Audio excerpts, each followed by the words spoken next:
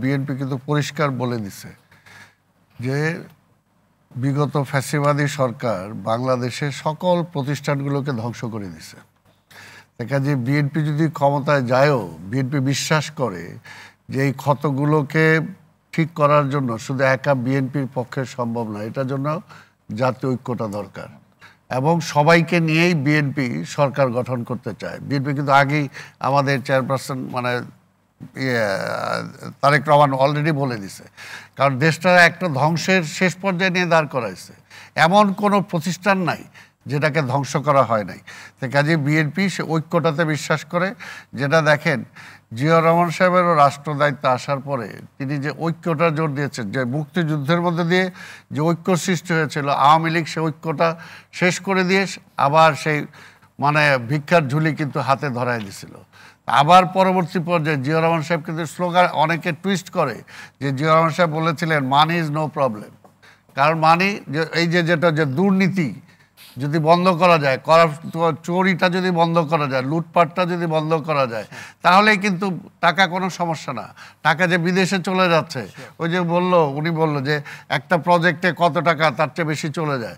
আর আরেকটা হলো মূল বিষয়টা হলো যেটা হচ্ছে ব্যবস্থাপনাটা, যে আমার এতটুক জায়গা আছে, এই জায়গার মধ্যেই আমাকে ঠিক করতে হবে আমি ভালোভাবে কিভাবে ঘর করতে পারবো, এর মধ্যে বাথরুম টয়লেটও করতে পারবো, এর মধ্যে রান্নাঘরও করতে পারবো, এর মধ্যে আমার সন্তানকেও লালন পালন করতে হবে।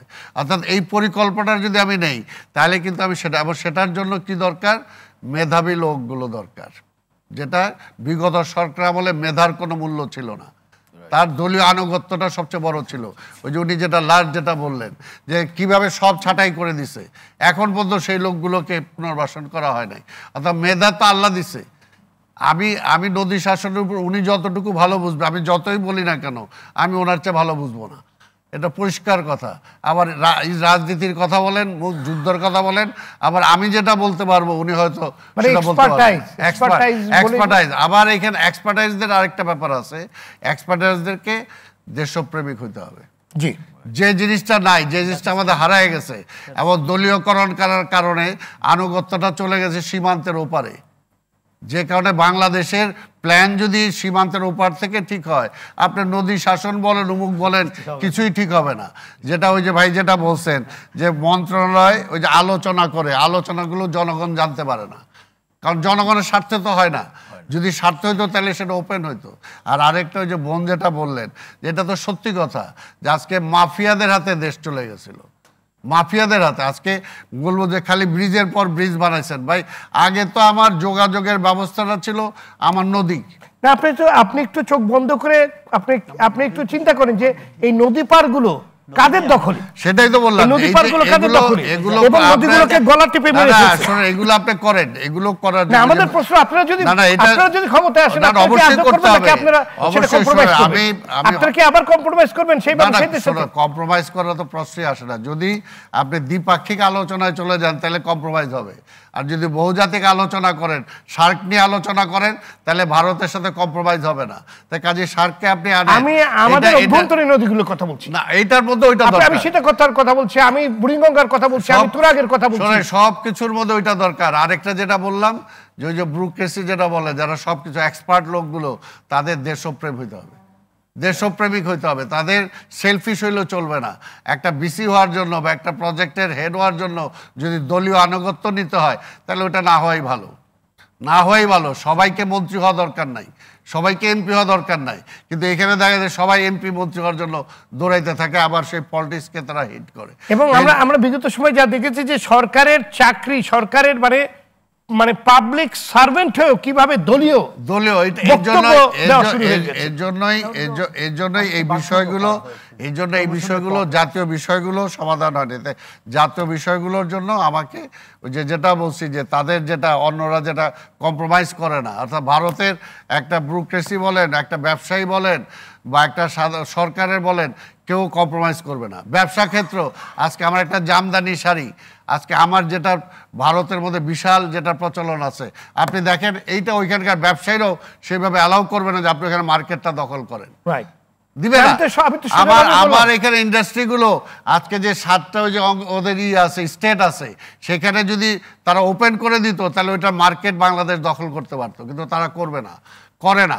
অর্থাৎ ওইখানে কিন্তু আমার যে দেশপ্রেমটা দরকার, যেটা আপনি প্রথম যেটা ওই যে বলে আনছিলেন যে আমার টেলিভিশনে আমার ইসের মধ্যে আমি কেন সেটা পাই না ওই কারণেই যে আমার মধ্যে যদি সে আমার দেশটা বড় থাকতো তাহলে কিন্তু ওইটা আমি করতাম। কাজে ওইটা সেকেন্ডারি চলে গেছে। আমি ব্যক্তিটা এখানে প্রধান ব্যক্তির স্বার্থটা প্রথম হয়ে গেছে। ব্যক্তির স্বার্থের জন্য আমি পর দেশের কাছে আমার মাথা বিক্রি করে দিত আমার কোনো আপত্তি নাই। এবং সবচেয়ে সে জায়গায় বলবো মেধাবী লোকগুলো সেটার জন্য সবচেয়ে বেশি দরকার। মেধাবী লোকগুলো দেশপ্রেমিক হওয়া দরকার। এবং মেধাবী লোকগুলো আজকে ব্যুরোক্রেসিতে কারা মেধাবী লোকগুলো আছে, আজকে নদীর ওই যে উনি চেয়ারম্যান ছিলেন, কারা এটা? তাই কাজে ওই সমস্ত লোকগুলোকে আজকে দেশের সাথে এবং তাদেরকে ফ্রি রাখতে হবে। গত সরকারের আমলে একমাত্র কবরস্থান ছাড়া সব তো ভাগ করে ফেলছিল আওয়ামী লীগ বিএনপি, যে কারণে অনেক বিএনপি করে বলল চাকরি নাই, তাই না? হয়ে গেছে তো। হবে এখন পর্যন্ত সে চাকরি ফিরে পায় না। কেন? যে ও বিএনপি করছে, এজন্য চাকরি দেওয়া যাবে না, তাহলে আবার বিএনপি বেনিফিট পাওয়া যাবে। অর্থাৎ এখানে দল দরকার নাই, মেধাটা দেখেন, মেধা দরকার এবং তাদের এবং তাদেরকে তাদের জায়গায় কাজে লাগাইতে হবে, তাদের জায়গায় কাজে লাগাইতে হবে এবং তাদেরকেও ওত নিতে হবে। কারণ আমরা তো দেখছি যে বললাম সব প্রতিষ্ঠান শেষ হয়েছে, কারণ হাসিনা শেষ করছে। এবং আমি যেটা বলবো একটা রাজনৈতিক কর্মী হিসাবে, একটা মুক্তিযোদ্ধা হিসাবে, এবং তাকে শেষ করাইছে প্রতিবেশী রাষ্ট্র। আমার সব প্রতিষ্ঠানগুলো ধ্বংস করে তার বাজারটা ঠিক রাখার জন্য বিক্রি করে দিছে মাথা। কাজে ওইখানে দেশপ্রেমটা হইল সবচেয়ে বড়, যদি এটা আমি ফিরে আনতে পারি। এটা আর একটা যে সেটা এর জন্যই বলবো, ওই যে ব্যবস্থাপনা, হল্যান্ডে আমি গেছিলাম, ওইটাই একসময় এরকম একটা ছিল, প্রতি বছর ঘূর্ণিঝড় আর বন্যায় দেশ ভাইসা যাইত, কিন্তু এখন সবচেয়ে সুন্দর একটা দেশ। ওই যে তারা ম্যানেজমেন্ট করছে, পানির বন্যার পানিটা আসলে কিভাবে সেটাকে ধরে রাখতে হবে, পৃথিবীকে দেখায় দিছে যে কিভাবে। কাজে আমাদেরও নিজস্ব সেই ম্যানেজমেন্টটা লাগবে। ম্যানেজমেন্টটা লাগলে ওই ভারতরে আমি বৃদ্ধাগুলো দেখাতে পারবো, আদারওয়াইজ পারবো না। আর জাতিসংঘে সবকিছু আমার জোরালো, আমার রাইটটা তো এস্টাবলিশ করতে হবেই, আমি বলবোই সেটা। তার জন্য যদি আমি মাথা নত করে থাকি তাহলে তো হবে না। এজন্য আমি জানি না যে আমার এক্সপার্ট যখন যায় ওই ভারতের সাথে দ্বিপাক্ষিক আলোচনা করবে, তখন সে রাইটটা সে এস্টাবলিশ করার জন্য বলেই না। মানে সেটা ভারতের স্বার্থ দেখলো না, আমার দেশের স্বার্থ দেখলো, এটাই জানি না। ধন্যবাদ।